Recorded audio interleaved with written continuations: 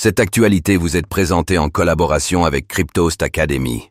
Ayez un temps d'avance sur le marché crypto en rejoignant notre communauté premium.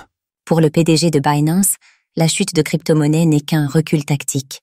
Richard Teng, le PDG de Binance, a exposé dans un thread X ses arguments selon lesquels la baisse actuelle des crypto-monnaies n'est que temporaire. Quel est son point de vue?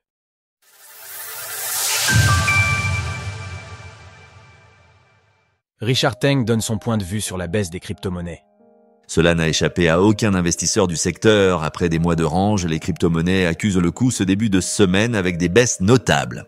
Alors que nous sommes toujours en plein bull run et que cette baisse peut n'avoir l'air que d'une simple correction sur Bitcoin, BTC, d'autres actifs déçoivent particulièrement comme Ethereum avec son ETH qui s'échange en baisse de 50% depuis son plus haut historique de 2022.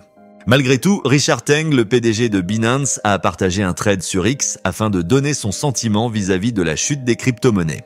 Selon lui, il s'agit simplement d'un recul tactique. Et il fait notamment écho à 2022, lorsque le BTC est passé sous les 20 000 $, que la réserve fédérale, Fed, montait ses taux sur fond de tendance macroéconomique difficile, mais que l'actif a cependant fini par se redresser. Malgré tout, le contexte de l'époque était tout de même bien différent, ce fameux point bas ayant été atteint lors de la faillite de FTX littéralement après un an de baisse.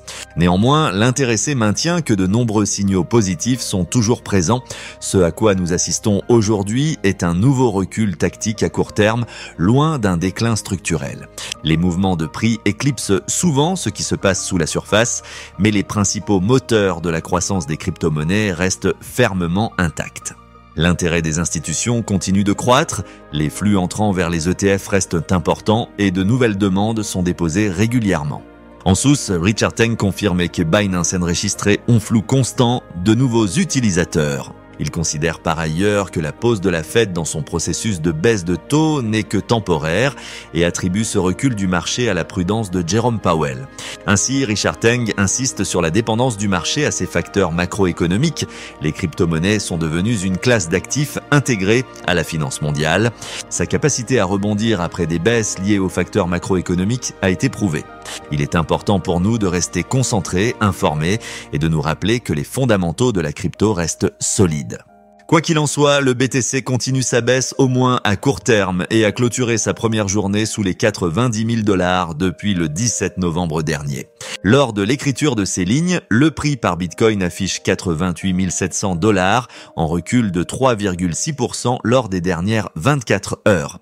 S'il est vrai que cette baisse est passagère, tout l'enjeu sera de savoir dans quelle mesure elle le sera et avec quelle profondeur. Retrouvez toutes les actualités crypto sur le site cryptost.fr.